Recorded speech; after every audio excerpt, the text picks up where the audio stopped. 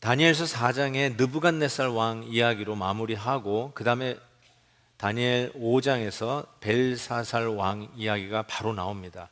그런데 오늘 본문에서 그의 붙인 느부갓네살 왕이라는 말을 썼지만 많은 학자들과 또 세계사를 보면 이 벨사살 왕은 느부갓네살 왕의 아들이라기보다는 느부갓네살 왕의 외손자로 보는 것이 맞을 것 같습니다. 만약에 아들이라면 그 에윌 무로닥으로 보는 것이 맞은데 여러 가지 면에서 시간 갭이 있고요. 여러 가지 정황상 외손자, 즉 느부갓네살 왕의 딸이 이 벨사살 왕의 어머니라고 보는 것이 맞을 것 같습니다. 나중에 그 벽에 쓰여진 그 희한한 글자를 해석을 하게 되면 포상을 한다고 약속하는 그 말 중에 뭐 보라색 옷을 입히고 뭐 금사슬 목걸이를 걸어주고 그 다음에 이런 말을 했어요. 이 나라의 세 번째 통치자가 되게 해주겠다고 하는 약속을 봐서도 이 세 번째라는 말이 힌트를 줘요. 실은 이 벨사살 왕은 세계사에 보면 왕은 아니었어요. 실은 그의 아버지 나보니두스가 바벨론 제국의 마지막 왕이에요. 근데 이 나보니두스는 정치하는 데 관심이 없었어요. 그래서 주로 돌아다니고 정복하는 이 정복자, 군사 이런 장군의 일을 더 좋아해가지고 당시만 해도 10년 동안 밖으로만 돌아다니는 게 그의 아버지 나보니두스였다고 합니다. 그런데 이 왕의 아들인 맏아들인 벨사살 왕이라고 이야기하는 이 벨사살이 그런 의미에서 다니엘에게 세 번째 통치자, 즉 나는 아직 왕은 아니지만 왕이지만 정복하러 다니고 있는 우리 아버지 그리고 나, 그 다음에 세 번째 다니엘, 너에게 세 번째 통치자가 되게 하겠다라고 하는 약속을 하는 걸 봐서 느부갓네살 왕의 외손자로 보는 것이 맞을 것 같습니다. 그리고 이 부친이라는 말이 꼭 일촌, 자기를 낳아준 아버지만 뜻하는 게 아니라 성경에서 얘기할 때 그 조상, 이 아버지는 할아버지, 그 조상을 이야기할 때도 쓰는 단어인 것을 볼 때 그리 무리는 없다라고 생각합니다. 그러면 왜 성경은 느부갓네살 왕에서 그 다음 왕인 나보니두스로 넘어가지 않고 바로 벨사살 왕으로 넘어가는 것일까? 성경은 이렇게 연대기적인 서술을 별로 그렇게 관심이 없어 해요. 우리가 역사서 쓰면은 뭐 몇 년도에는 무슨 일이 일어나고 그 다음 해는 무슨 일이 일어나고 그 다음에는 무슨 이러면서 연대적으로 쓰는 것에 굉장히 익숙하다 할 수 있을지 모르지만 성경은 그런 데서부터 자유한 것 같아요. 그래서 때로는 메시지를 전하기 위해서 역사 뒤쪽으로 갈 수도 있고 어떨 땐 넘어뛸 때도 있는 것을 보는데 다니엘서가 그 중에 하나라고 할 수 있습니다. 그럼 왜 느부갓네살 왕에서 벨사살 왕으로 뛰어넘었을까? 틀림없이 어떤 메시지를 극도의 효과를 가지고 전하기 위해서라고 저는 생각해요. 어쩌면 느부갓네살 다음 왕에게는 다니엘이 활동하는 그런 것들이 굉장히 없었을 수도 있어요. 정계에서 물러났었을 수도 있어요. 그럼에도 불구하고 이 벨사살 왕의 이야기를 바로 이 직전에 느부갓네살 왕이 그 큰 권자에서부터 짐승의 밑바닥까지 떨어졌다가 다시 회복되는 이야기 즉시로 다시 벨사살 왕의 이야기를 하는 이유가 뭘까? 뭐를 이렇게 극명하게 대조하면서 어떤 메시지를 전하려고 하는 것일까? 살펴보면 메시지 하나예요. 도대체 겸손을 배우지 않았다라고 하는 메시지를 던지는 것 같아요.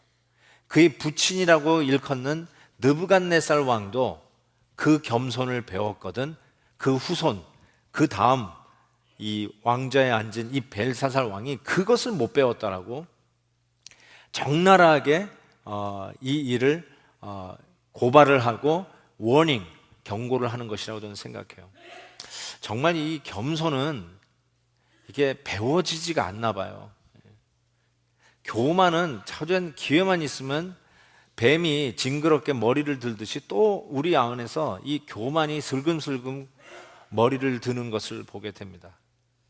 참 힘든 것 같아요. 이게 조금만 있으면 교만해지는 우리들의 모습을 보지 않습니까? 오늘 이 벨사살 왕이 바로 이 교만의 문제를 가지고 있었다는 것을 적나라하게 지적하는 게 오늘 본문입니다. 그런데 우리가 가끔 교만을 떠는, 표현이 좀 강해서 죄송합니다. 교만 떠는 사람을 가끔 만나요. 그러면 이렇게 아유 뭐 허파에 바람이 들어갔나 보다, 아유 저기 또 건방지네, 그리고 넘어갈 수 있어요. 그런데 문제는 뭐냐면 그냥 그렇게 넘어갈 수 있는 게 아니라 이 교만 때문에 일어나는 일들 때문에 우리가 조금 생각해 봐야 돼요. 이 벨사살 왕이 교만해서 저지르는 이 일들을 봐야 돼요. 정말로 이 죄를 지어도 그 질이 나쁜 죄라고 하는 말들이 있잖아요.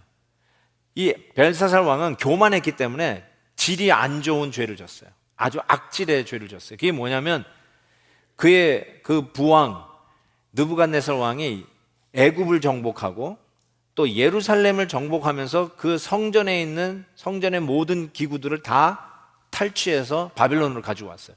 창고에 집어넣는데 거기 있었어요. 그런데 느부갓네살 왕은 그거 터치를 안 했는데 이 벨사살 왕은 예루살렘 성전에서 가져왔던 그 그릇들, 접시들을 전부 끄집어내더니 거기에다가 천여 명이 같이 파티를 하는 장소에서 그것에다가 술을 따라 마셨다는 겁니다. 그릇이 없어서 그걸 썼다고요? 아니요. 의도적으로 하나님을 모독하기 위해서, 그 성전에 예배하기 위해서 구별되었던 그 성전의 그릇들에다가 술을 따라 마시는 아주 질이 안 좋은 죄를 짓습니다. 저는 우리도 충분히 벨사살 왕이 지은 죄를 지을 가능성이 크다라는 생각을 해봐요. 왜냐하면 교만해서 하나님을 예배하는 그릇에 의도적으로 하나님을 모독하는 죄를 진 것은 하나님의 예배를 경멸하는 죄를 지었다라고 해도 틀리지 않습니다. 예배를 경멸한다는 말은 아마 여러분에게 직접 적용이 안 될지 모르지만 실은 예배를 경멸, 가볍게 생각하는 것, 그거 역시 경멸죄죠. 예배를 대수롭지 않게 생각해요. 1년에 52주니까 그 중에 한두 주 빼먹는 게 뭐 어때?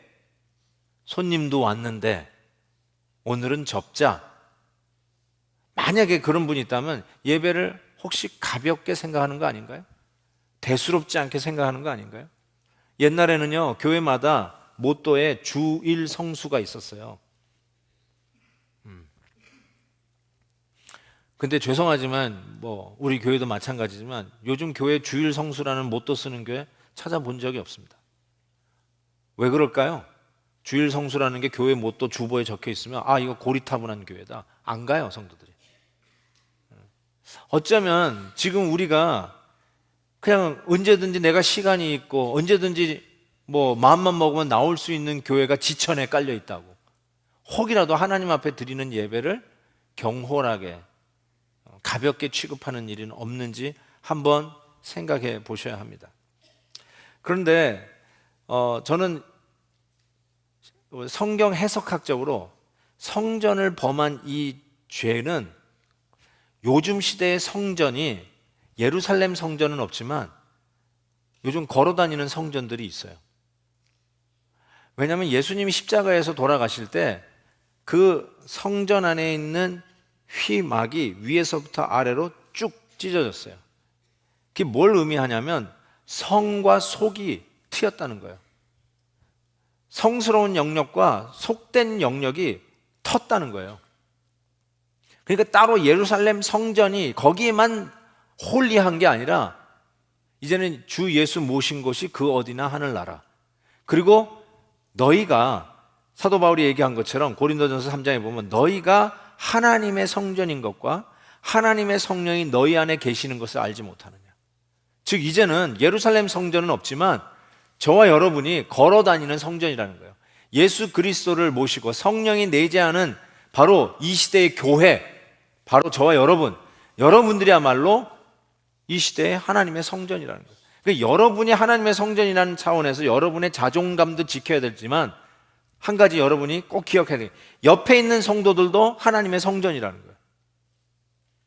우리 같이 예배드리는 옆에 있는 성도들 이름은 모를지 모르지만 그분도 하나님의 성전이라는 거예요. 그러니까 그 하나님의 성전을 함부로 헐뜯거나 험담하거나 거짓말을 하거나 아무 근거 없는 이야기로 그분의 인격을 깎아내리는 일은 하나님의 성전에 대한 모독이고, 그것이 벨사살 왕이 아주 질이 안 좋은 죄를 지은 그 죄와 버금가는, 그 죄를 짓는 우를 우리도 범할 수 있다는 거죠.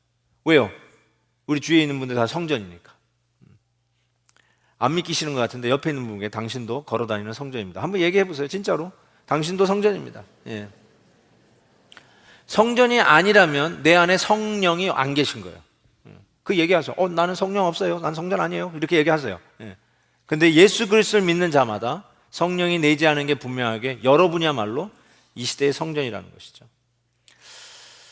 자, 여러분, 이 성전을 모독하는 이 죄를 짓고 있는 이 벨사살 왕에게 하나님이 개입하십니다. 그래서 갑자기 그 파티하는 홀에 이런 벽에 손가락이 탁 등장하더니 글을 쓰기 시작합니다. 아마 여기 보니까 왕후들 또 궁녀 이렇게 후궁들이 있었던 거 보니까 여자들이 그 파티에, 천여 명 모이는 파티에 있었던 것 같아요. 틀림없이 그 손가락이 벽에다가 글을 쓰는 걸 보고 비명이 있었을 거라고 저는 생각합니다. 예. 깜짝 놀랐죠. 왕이 봤어요. 왕이 얼마나 놀랐는지 6절에 보니까 즐기던 얼굴빛이 변했고 생각이 번민하여 넓적다리 마디가 녹는 듯하고 그의 무릎이 서로 부딪힌지라. 여러분, 언제 한번 무릎이 부딪히는 이런 두려움에 떤 적이 있으십니까? 저는 처음으로 설교 강단에 섰을 때 무릎이 부딪혔어요. 너무너무 두려워서요. 예. 지금도 여러분 안 보이지만 바지 속에서 떨고 있는 것이 있습니다. 진짜 떨려요. 여기 쉽게 올라올 수가 없어요. 예, 떨려. 근데 이 임금이 얼마나 놀랐으면 무릎이 서로 부딪힐 정도고 넓적다리가 마디가 녹는 듯 했을까요? 요즘식으로 하면 아니면 오줌을 쌌다라고 해도 아마 틀리지 않을 것 같습니다. 얼마나 무서웠는지. 그래서 바벨론 술사, 점성술, 점쟁이들 다 불러요. 야, 저게 무슨 글씨냐? 저게 뭐냐? 아무도 해독하는 자가 없었습니다. 그래서 더 패닉이 오는 거죠. 그때 오늘 본문 10절 말씀 보면 왕비가 다니엘을 추천하는 말이 나옵니다. 근데 여기서 왕비를 태후로 보는 분들도 있어요. 근데 저는 태후가 맞을 것 같아요. 태후, 그러니까 왕의 어머니, 느부갓네살 왕의 딸. 느부갓네살 왕 때 활약했던 다니엘의 그 혁혁한 공을 아주 잘 기억하고 있는 그 태후가 이 벨사살 왕에게, 야, 다니엘 지혜자가 있다, 그러면서 다니엘을 청구를 한 거예요. 그래서 이 다니엘을 부른 거죠. 그래서 그 다니엘에게 이거를 해석해 주면 이 나라의 세 번째 통치자가 되게 해주겠다라고 하는 이런 약속도 하는 거 아닙니까? 자, 여러분 같으면 어떻게 반응을 할 수 있을까요? 아마 다니엘이 잠깐 하야를 해가지고 정치계를 떠났을 수도 있어요. 그런데 다시 정치계 중앙무대에 들어오는 기회를 잡았던 것이죠. 그것도 다른 게 아니라 제3인자로. 이건 대단한 거 아닙니까? 그래서 드디어 내가 다시 또 복귀되었구나 하면서 기분이 좋아가지고, 임금이여 말만 하십시오. 내가 다 알아맞히겠습니다. 그러면서 막 설레발을 칠 수 있을 법한데 뭐라고 반응하는지 보세요. 17절. 다니엘이 왕에게 대답하여 이르되 왕의 예물은 왕이 친히 가지시며 왕의 상급은 다른 사람에게 주옵소서. 그럴지라도 내가 왕을 위하여 이 글을 읽으며 그 해석을 아뢰리이다. 멋지지 않아요? 네? 자주 옷에 금목걸이? 왕이 가지세요. 그런 거 나 필요 없어요. 제3의 통치자요? 그런 거 필요 없어요. 남이나 주세요. 거기에 흔들리지 않고, 그럼에도 불구하고 나는 왕을 위해서 이 글을 제대로 해석해 주겠다고 하는 이 통쾌한, 당당한, 굽히지 않는 이 다니엘의 모습, 이런 크리스찬이 정말 필요하지 않겠어요? 너무 멋진 것 같아요. 그러면서 뭐라고 얘기하는지 아세요?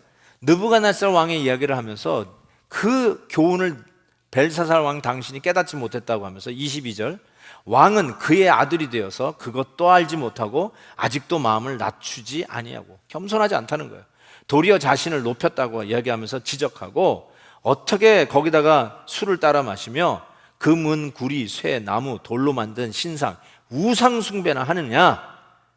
24절, 그렇기 때문에 손가락에 나와서 이 글을 기록하였다 하고 딱 얘기해 버리는 거예요. 무슨 글이었어 그게? 메네 데겔 우바르신. 그 해석을 26절에 해놓죠. 그 메네는 뭐냐? 너의 시대를 세워봤다. Your days are numbered. 그랬더니 You are about to be done. You are about to be finished. 곧 끝나게 되었다는 거예요. 그 다음에 데겔, 저울에 달아봤다는 거예요. 달아봤더니 기준치도 안 돼. 함량 미달, 부족. 28절, 이 바르신 혹은 베레스 이렇게 했는데 우는 그리고예요. 그리고 우 그리고 바르신. 이 말은 나라가 나뉘어져서 메대와 바사 사람에게 넘겨진다, 이렇게 얘기하고 있어요. 결국은 뭐예요? 바벨론 끝났다는 거죠. 근데 이런 심판의 메시지를 우리도 흔히 받고 있지 않나요? Your days are numbered. 너 꼭 끝날 때가 됐어. 저희 아버님 폐암으로 돌아가셨거든요. 그래서 그 의사 선생님하고 얘기할 때 아버님 3개월 남았습니다 그러더라고. Your days are numbered. 그러니까 곧 끝난다는 거 똑같아요. 그 얘기예요. 그리고 그 재봤어요. 무게를 재봤단 말이에요. 근데 disqualified. 함량 미달, 자격이 안 돼. 학력이 안 돼. 실력이 안 돼. 아직 자격 조건이 안 돼. You're out. 그 뜻이에요. 그 다음에 아무리 공을 세우려고 애를 써봤지만 여러분이 다 애써서 벌어놓은 거 싼 가격이 되어서 남들에게 다 팔려가서 남이 가지게 된다. 그 얘기하고 있는 거 아니겠어요? 근데 이런 일들이 비일비재해요. 실은 여러분의 직장에서 레이오프 당하고 직장을 아직 못 구하고 있고, 여러분이 모처럼 시작한 비즈니스가 부도날 지경에 있어서 야 이게 얼마나 더 갈까, 뭐 이런 메시지 앞에 설 때가 얼마나 많이 있습니까? 벨사살 왕을 교훈하시기 위해서 심판하는 이 하나님의 모습이 실은 우리 주위에 흔하게 발견된다는 게 문제예요.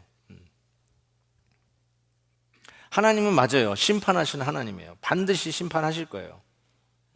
히브리서에 보면 한 번 죽는 것은 사람에게 정하신 것이요 그 후에는 심판이 있으리라. 심판이 있을 거예요. 사도 바울도 그의 마지막 서신이라고 하는 디모데 후서에서 이렇게 얘기했어요.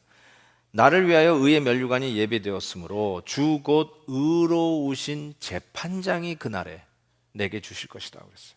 여기 재판장은 예수님이에요. 예수님이 재림하시면 구세주로 오시지 않아요. 재판장으로 오세요. 심판주로 오세요. 그러니까 틀림없이 하나님께서 대단원의 막을 내리는 심판이 있을 걸 우리는 압니다.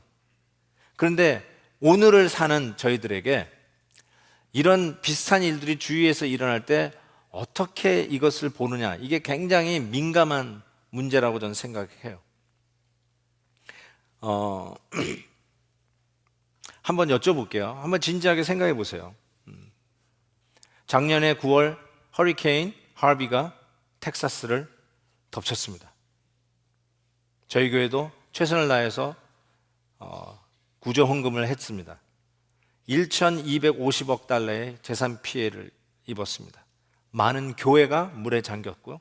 많은 여러분이 아는, 특별히 휴스턴 출신들 다 기억하시지만 많은 여러분의 이웃들이 피해를 보았습니다. 그리고 지난 12월에는 이 캘리포니아에 소위 산불이 대란으로 일어났던 것을 기억합니다. 1만 에이커 이상이 전소되었습니다. 여러분의 아는 분들이 집이 탔어요. 여러분 그분들에게 찾아가가지고 벌 받은 거예요, 하나님의 심판이 임한 거예요 라고 이야기할 수 있습니까? 한 가지 얘기는 더 할게요. 짐 엘리엇이라고 아주 유명한 선교사님 여러분 잘 아실 것입니다. 1956년에 이런 기사가 대자보가 났어요. 타이틀이 Water Waste. 이게 무슨 낭비냐라고 하는 타이틀의 기사가 났어요.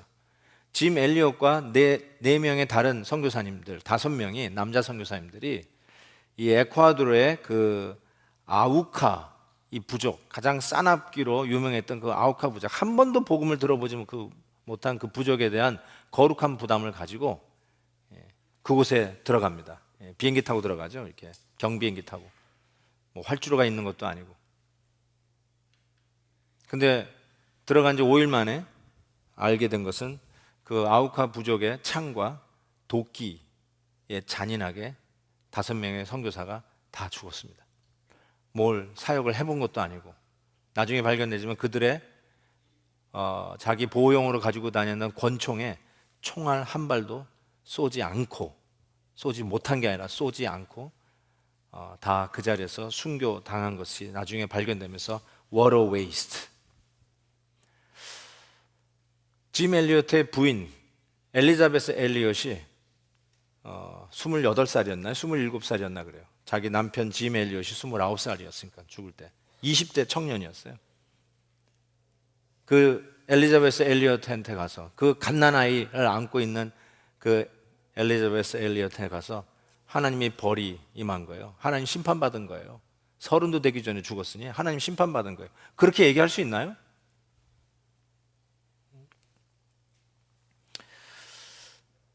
그런 얘기 할 수 없죠.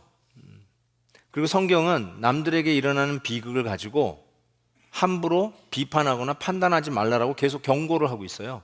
그런 말 하면 안 돼요. 구약에서는 가능하다고요? 아니요. 구약에서도 실은 욥기가 가장 대표적인 거예요. 욥기를 읽어보세요. 자녀들이 한꺼번에 죽었어요. 하나도 아니고요. 10자녀가 한꺼번에 죽어버렸어요. 이런 재앙이 어디 있어요? 친구들이 그래서 너 뭐 죄졌다. 하나님의 심판이 임했다. 그랬어요. 근데 하나님이 변호했어요. 그런 거 아니다. 재산이 다 날아가 버렸어요. 비즈니스가 다 망해버린 거예요. 야, 이건 하나님이 내린 재앙이야. 너 무슨 죄 졌어? 친구들이 계속 얘기해요. 아니다. 몸에 질병을 얻었어요. 불치의 병이에요. 기왓장으로 벅벅 긁으면서 정말 인생 처량하게 바닥을 치는데 이거 하나님의 저주받은 거 아니냐? 라고 할 수 있지만 그거 아니다. 하나님이 얘기하시잖아요. 더 나아가서 아내가 저주하고 떠났어요. 쉽게 말해 이혼당한 거죠. 가정이 깨진 거예요. 뭔 죄를 졌길래 그러냐 너? 너 대단한 죄를 졌나 보다. 하나님이 엄청 심판하네. 그렇게 이야기할 수 있나요? 욥기가 얘기하잖아요. 그거 아니다고 얘기하잖아요. 우리도 그런 비슷한 얘기가 있잖아요. 우리도 뭐든가 어려운 일이 생기면 이게 무슨 하나님이 나에게 내리는 심판인가? 내가 무슨 저주를 받았나? 이런 생각들이 이상하게 자꾸 돌아가잖아요. 암에 걸렸다. 이게 뭔 저주지? 내가 무슨 죄를 졌나? 이런 생각이 자동적으로 돌아가, 이상하게. 근데 여러분 그분한테 가가지고 신방 다니면서 뭔 죄 졌어요? 이러고 다니실 거예요? 그게 진짜 하나님의 심판이었나요? 몰라요, 우린 잘. 실은 이런 생각이 예수님의 제자들에게 있었던 게 분명해요. 날 때부터 소경된, 날 때부터 시각장애자에게 물어요. 주님, 저들의 죄 때문에 이 사람이 태어날 때부터 앞을 못 보는 장애인으로 태어났습니까? 아니면 저들의 부모가 죄를 져가지고 장애인 아이를 낳았습니까? 묻잖아요. 뭐라고 예수님이 대답해요? 그거 아니다고 얘기하면서 요한복음 9장에 보면 이 사람이나 그 부모의 죄로 인한 것이 아니라 그에게서, 잘 들으세요, 하나님이 하시는 일을 나타내고자 하심이라. 하나님이 하시는 일을 나타내고자 하심이라. 이 굉장히 중요한 말을 하고 있어요. 하나님 심판하실 거예요, 나중에. 대단원의 막을 내리는 하나님의 심판이 분명히 있어요. 그것으로 인해서 여러분이 함부로 죄 지으면 안 돼요. 그거는 여러분이 스스로 절제를 하셔야 돼요. 그럼에도 불구하고, 자, 여러분 잘 들으세요. 남들이 어려움을 당하고 남들이 피치 못할 괴로움 속에 있고 질병으로 고생하고 장애로 고생하고 비즈니스가 안 돼서 고생하고, 직장 잃어버려서 고생하고, 이런 모든 일들이 일어났을 때 판단, 비판하지 말고 실은 그들에게 위로해 줘야 할 말이 있어요. 하나님이 하시는 일을 드러내기 위해서 기도해 주셔야 돼요. 그 가운데 하나님이 하시는 일들이 영광 가운데 나타나도록 기도해 주셔야 돼요. 우리가 왜 이렇게 기도할 수 있냐면요, 실은요, 골고다의 십자가를 생각해 보셔야 돼요. 골고다의 십자가는 죄 없으신 예수님이 메어 달린 십자가예요. 저와 여러분이 메어 달렸으면 마땅히 메어 달린 십자가예요. 그런데 죄 없으신 예수님이 십자가에 메어 달리셔서 이미 메어 달리기 전에 너덜너덜해지도록 채찍에 맞으셨던 예수님, 그 십자가에서 물과 피를 다 쏟으시고 있는 힘을 다해서 말씀하시기를 엘리 엘리 라마 사박다니, 나의 하나님 어찌하여 나를 버리시나이까 라고 외치셨어요. 근데 여러분, 그것은 하나님의 저주였고 심판이었어요. 예수님의 십자가를 향해서 여러분이 하실 수 있는 말은 그것이야말로 하나님의 저주가 내린 현장이요, 하나님의 공의로운 심판이 내려진 현장이었어요. 왜요? 저와 여러분이 마땅히 받아야 할 죄의 심판을 예수님이 대신 걸머지시고 십자가에 매어 달리신 현장은 공의로우신 하나님의 심판이 임했던 현장이기 때문에 그렇습니다. 그래서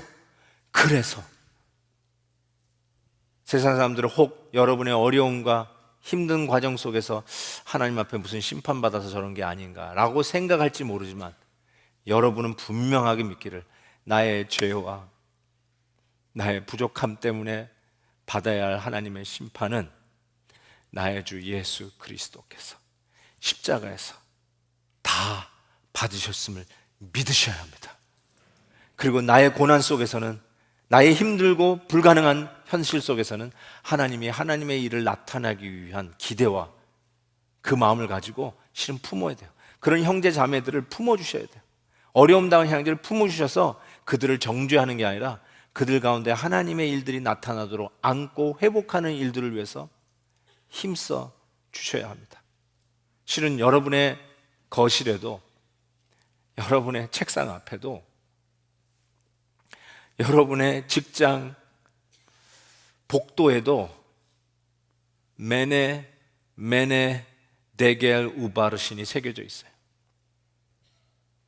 여러분의 날은 이미 세워졌고 끝날 날이 이미 있고, 여러분의 함량이 부족한 거 이미 저울질 되었고, 여러분이 아무리 노력해도 남이 다 가져갈 것이라는 것이 새겨져 있는 이 저주스러운 심판의 메시지들이 다 새겨져 있어요. 그런데 예수 그리스도 안에서 바로 메네 데겔 우바르신이 엘리 라마 사박다니로 바뀌었어요. 우리 주님이 대신 하나님의 공의로운 심판을 받으시고 여러분들에게는 어려움과 힘든 속에서 자유함을 주셔서 하나님의 뜻을 나타내도록 힘쓰는 자들이 되게 하셨어요.